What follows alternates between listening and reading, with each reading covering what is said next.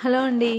Welcome to my channel. ఈరోజు ఈ వీడియోలో మహాశివరాత్రి రోజు జాగరణ ఎలా చేయాలి, అలాగే ఉపవాసం ఎలా ఉండాలి, ఉపవాసం లేని వాళ్ళు ఎలాంటి నియమాలు పాటించాలి, అలాగే పూజా విధానం, నారికేల దీపము, రుద్రాక్ష దీపం ఎలా వెలిగించాలి, అలాగే ఇంట్లో శివలింగం లేకపోతే పూజ ఎలా చేసుకోవాలి, మహాశివరాత్రి రోజు అఖండ దీపం ఎలా వెలిగించాలి, ఇలా ఈ ప్రతి విషయాన్ని కూడా పూర్తిగా నేను ఈ వీడియోలో అయితే అందించానండి.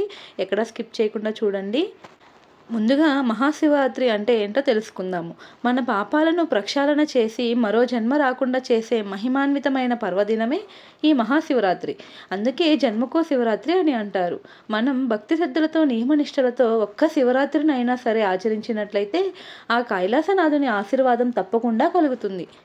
అయితే ఇంతటి విశేషమైన పర్వదినం 2025 సంవత్సరంలో ఎప్పుడో వచ్చిందంటే ఫిబ్రవరి 26వ తారీఖున వచ్చింది. ఇది మనం ప్రత్యేకంగా చేసుకోవాల్సిన పూజ కాబట్టి ఇంట్లో పూజా పీఠాన్ని ఏర్పాటు చేసుకోవాలి. లేదంటే సింపుల్గా కూడా చేసుకునే వాళ్ళు పూజా మందిరంలో ప్లేస్ ఉంటే అక్కడైనా కూడా ఈ పూజ చేసుకోవచ్చు. శివపార్వతులు ఉన్న కుటుంబం ఫోటో అయినా కానీ లేదా శివపార్వతులు ఫోటో అయినా కానీ పెట్టుకోవచ్చు. స్వామివారికి ఎంతో ఇష్టమైన తెల్ల జిల్లేడు పూలుతో స్వామివారిని అలంకరించుకోవాలి. తెల్ల జిల్లేడు పువ్వులు లేకపోతే మనకు ఏ పువ్వులు అయితే దొరుకుతాయో ఆ పువ్వులతో కూడా స్వామివారిని పూజించవచ్చు. అలాగే స్వామివారికి ఎంతో ఇష్టమైన రుద్రాక్ష మాల ఉంటే కూడా దానితో కూడా స్వామివారిని అలంకరించుకోవచ్చు. ముఖ్యంగా స్వామివారికి మొగలి పువ్వు, సంపంగి పూలతో అయితే పూజ అస్సలు చేయకూడదండి. ఎందుకంటే ఈ శివరాత్రి రోజు స్వామివారు వాటికి శాపం విధించారు. అందుకే ఈ పూలను పూజలో వాడకూడదు. ఇప్పుడు ఇంట్లో శివలింగం లేకపోతే మనము శివరాత్రి రోజు పూజ ఎలా చేసుకోవాలి? ఇంట్లో శివలింగం లేకపోతే విభూది రూపంలో పూజిస్తే కూడా మనకు ఉన్న పాపాలు, కష్టాలు అన్నీ పోతాయి.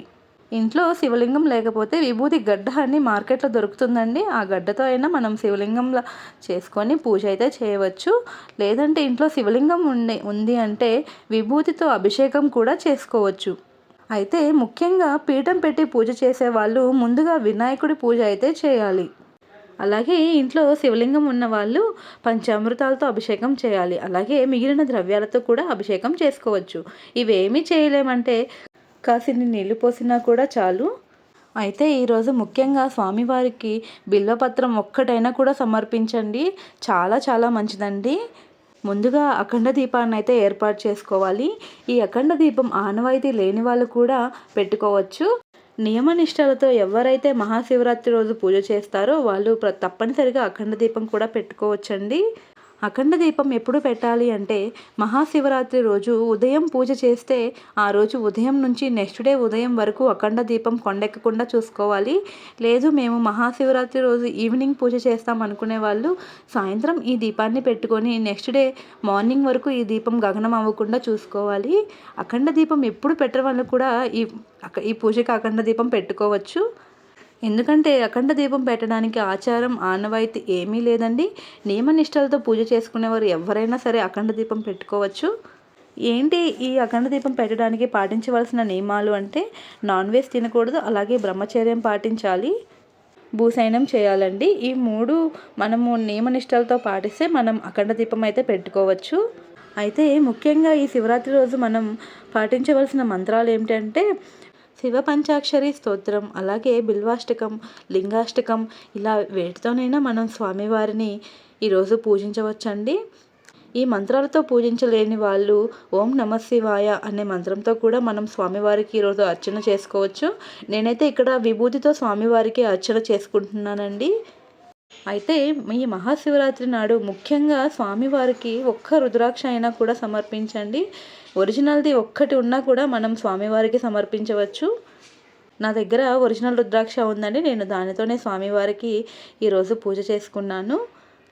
రుద్రాక్ష లేని వాళ్ళు తెల్ల జిల్లేడు పూలతో కూడా స్వామివారిని అభిషేకంగా పూజ చేసుకోవచ్చండి. లేదా విభూతితో అయినా కూడా చేసుకోవచ్చు. అలాగే ఇక్కడ ముందుగా నారికేల దీపాన్ని అయితే పెట్టుకుంటున్నానండి. ఈ నారికేల దీపం మనము ఎలా వెలిగించుకోవాలనేది నేను ఆల్రెడీ ఒక ఫుల్ డీటెయిల్స్ తోటి ఒక వీడియో అయితే షేర్ చేశాను. ఇంట్రెస్ట్ ఉన్న వాళ్ళు వీడియోస్ అయితే చెక్ చేయండి.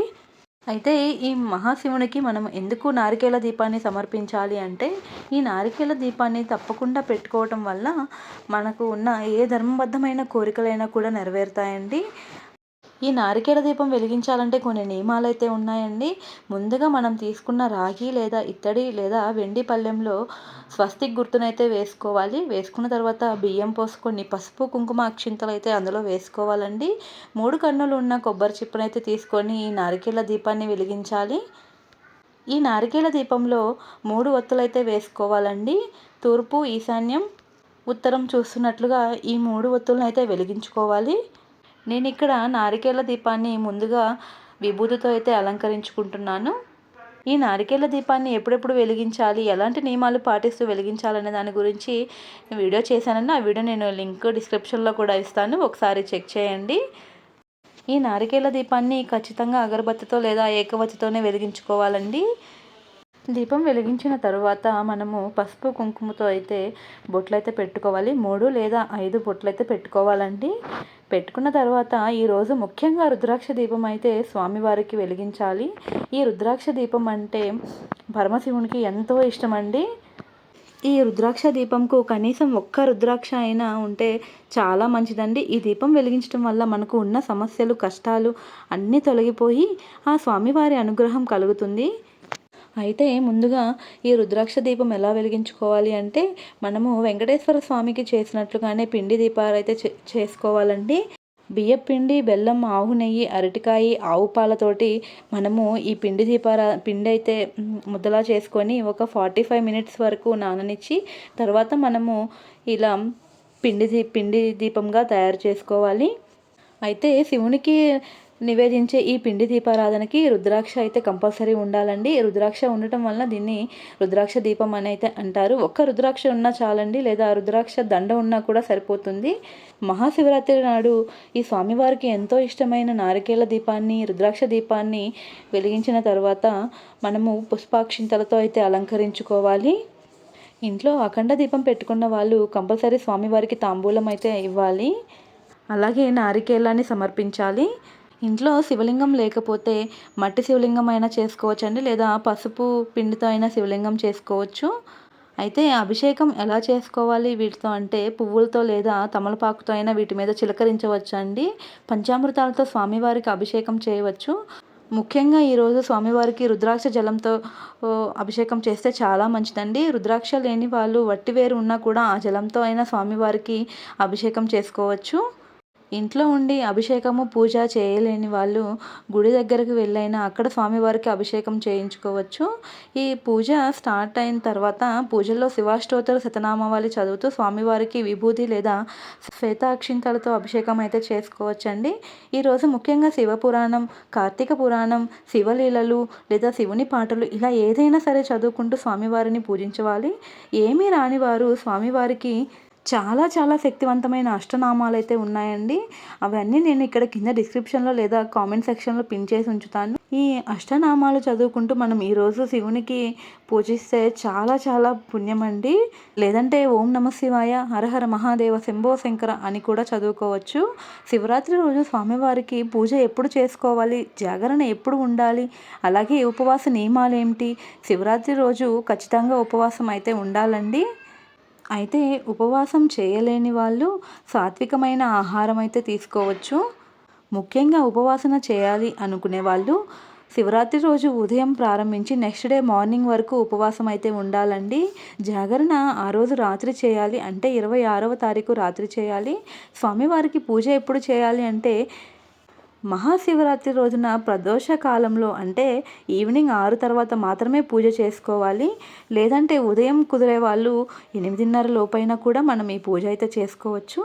లేకపోతే స్వామివారి లింగోద్భవ సమయం ఉంటుంది కదా, అంటే అర్ధరాత్రి 12 గంటలకు, అప్పుడు కూడా మనం ఈ పూజ అయితే చేసుకోవచ్చండి. ఉపవాసం ఉండేవాళ్ళు కటిక ఉపవాసం ఉండవలసిన అవసరం లేదు. పాలు, పళ్ళు, మజ్జిగ ఇలాంటివి అయితే తీసుకోవచ్చండి. జాగరణ సమయంలో స్వామివారికి దగ్గరగా ఉండేలా ఆయన కథలు అలాంటివి వింటూ ఉండాలి. ముఖ్యంగా ఈరోజు జాగరణ చేయలేని వాళ్ళు లింగోద్భవ సమయం వరకైనా కూడా జాగరణ చేయండి. ఉపవాసం జాగరణ లేకపోయినా స్వామివారికి ఈ పూజ అయితే చేసుకోవచ్చండి. ఉపవాసం ఉన్నవారు నెక్స్ట్ డే గుడికి వెళ్ళి బ్రాహ్మణులకు స్వయం పాక దానం చేయటం వల్ల చాలా మంచిదండి. ఈ స్వయం పాకం దానం ఇచ్చిన తరువాత మనం ఇంటికి వచ్చి మహానైవేద్యం వండి ఉపవాసాన్ని విరమించవచ్చు. ఈరోజు ముఖ్యంగా స్వామివారికి బిల్వపత్రంతో కూడా పూజ చేసుకోవచ్చండి. ఏ నైవేద్యమైనా సమర్పించవచ్చు. అంటే పాలు, పళ్ళు, వడపప్పు ఇలా ఏవైనా సమర్పించవచ్చండి. లేకపోతే నారికేల దీపం పెట్టిన తర్వాత మిగిలిన కొబ్బరి చిప్పతో కూడా మనం పంచదార, తేనె కలిపి స్వామివారికి ప్రసాదంగా నివేదించవచ్చండి. వీలైతే ఇవాళ స్వామివారికి బిల్వపత్ర హారతినైతే సమర్పించండి. మహాశివరాత్రి రోజు ఇలా స్వామివారికి బిల్వపత్ర హారతి ఇవ్వటం చాలా మంచిదండి. అయితే బిల్వపత్ర హారతి ఎలా ఇవ్వాలి అంటే, మన దగ్గర ఒక్క బిల్వపత్రం ఉన్నా కూడా మనము ఇలా ఈ విధంగా ఏర్పాటు చేసుకొని మనం హారతికైతే స్వామివారికి ఇవ్వచ్చండి. ఇక్కడ కర్పూరమైన వేసుకోవచ్చు, లేదా ఇలా దీపంతో అయినా స్వామివారికి హారతి అయితే నివేదించవచ్చండి. స్వామివారికి ఎంతో ఇష్టమైన ఈ బిల్వపత్రంతో మనము ఈ మహాశివరాత్రి రోజు బిల్వపత్ర హారతి ఇవ్వటం వల్ల స్వామివారు మన పూజను స్వీకరిస్తారండి. అలాగే మనం అనుకున్న కోరికలన్నీ ధర్మబద్ధమైనవి ఉంటే ఖచ్చితంగా నెరవేరటానికి ఆ స్వామివారు మనకి అనుగ్రహిస్తారు. ఇవేమీ చేయలేని వాళ్ళు ఓం నమ శివాయ అని రోజు నిత్య నామస్మరణ అయినా కూడా చేసుకోవచ్చండి. పూజ అంతా కంప్లీట్ అయిపోయిన తర్వాత స్వామివారికి ధూపం సమర్పించాలి. అలాగే నారికేల దీపం వెలిగించిన తర్వాత కొండెక్కిన తర్వాత ఆ దీపాన్ని ఏం చేయాలి అంటే ఎవరు తొక్కని ప్రదేశంలో వేయాలండి. అలాగే రుద్రాక్ష దీపాన్ని మాత్రం మనము ఆవులకైతే సమర్పించాలి. ఆవులు లేని వాళ్ళు నీళ్ళల్లో కలిపి చెట్టు మొదట్లో అయినా వేసేయవచ్చు, లేదా పారే నీటిలో అయినా కూడా వేసేయచ్చండి. ఇంతే ఫ్రెండ్స్ ఇవాల్టి వీడియో. ఈ వీడియోలో నేను ఉపవాసం ఎలా ఉండాలి, అలాగే నారికేల దీపం, రుద్రాక్ష దీపం ఎలా వెలిగించాలి, జాగరణ ఎలా చేయాలి అనే దాని గురించి పూజ విధానం పూర్తి వివరాలతో అయితే షేర్ చేశానండి. ఎవరికైనా ఇంకేమైనా డౌట్ ఉంటే నన్ను కామెంట్ సెక్షన్లో అడగండి. నేను తప్పకుండా రిప్లై అయితే ఇస్తానండి. Thanks for watching.